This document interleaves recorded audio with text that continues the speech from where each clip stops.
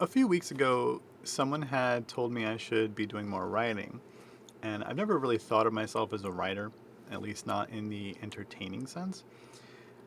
Like when I started this project, I knew there was going to be some writing involved.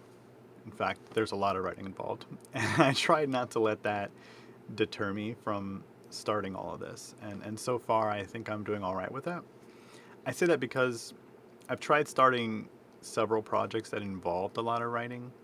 Once I even tried to write a book. I came up with what I thought was a good theme for the book. I created characters. I decided, where they'd come into the story, how they'd exit, and figured out some of the major points in between. My wife had actually provided me with some tools that I could use to sort of assemble good narratives. And as I sit here thinking about it, I'm actually considering reviewing the notes for what I've written so far and writing another chapter, but I'm telling myself I should stay in the moment and I should get this done first. So, anyway, I've had this sort of aversion to writing and I wasn't sure why for the longest time. But before I get too deep into the planning of highly motivated life, which wasn't its first name, I did do a little soul searching, and I think I figured some things out about myself. You see, I'd always wanted to write a sci-fi novel. I had so many ideas, but no way to really organize them all. Then I was given that set of tools, and I plugged it all in, and it really felt like it was coming together. I got really excited about it. Then I got to writing all the ways that it was connected, and I kind of hated it. Something about it didn't feel like me. And I came to realize that my process for writing didn't thrive in that formulaic environment. As good as the tools were, they could only ever be supplemental to my writing to avoid overstructuring my thoughts and stuff like that. I also realized that the way that I write wasn't really conducive to a novel. I write notes, short stories, essentially, as a therapist. And over time, those things build up into a larger story. That's the therapist in me. And I think it's why I get my documentation done so easily and quickly compared to most therapists, uh, because that style of writing really works for me, that short form stuff. So, with that said, I knew that I could do short form stuff as long as it came from me and as long as I didn't overthink it. I also figured out somewhere along the line that fiction wasn't really my strong point.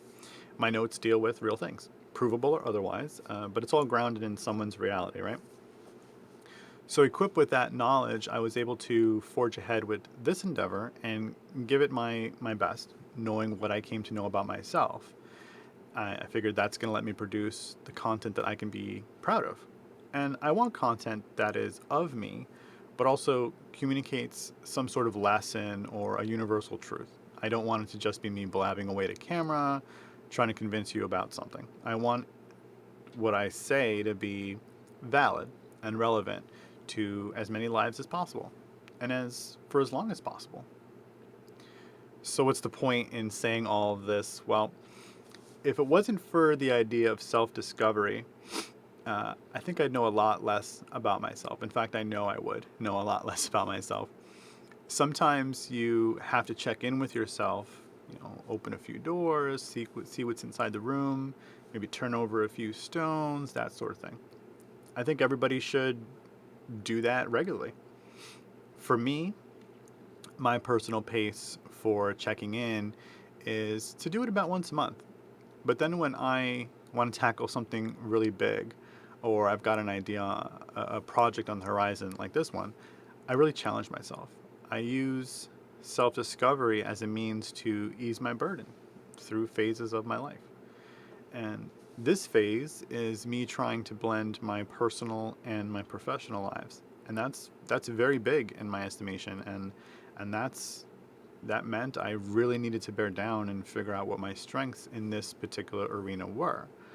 I worked on tearing down some of the roadblocks in my mind so that I could see what the next length of street looked like.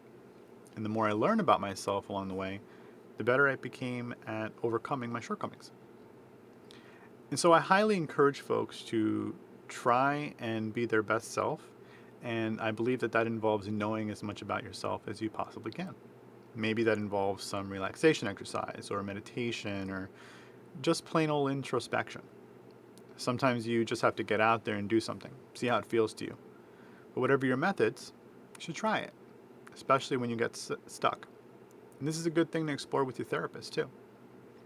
Anyhow, so I guess I'm sort of a writer, but I'm pretty sure you can't assign that to yourself. In order to get that title, someone else has to tell you that you're a writer. So I'll be patient and I'll keep pumping out content until someone deems me good enough to call me that. Maybe that's like a new personal goal or something like that. Anyway, I think I've said as much as I wanted to say today, so off I go. Be well, everyone, and stay lifted.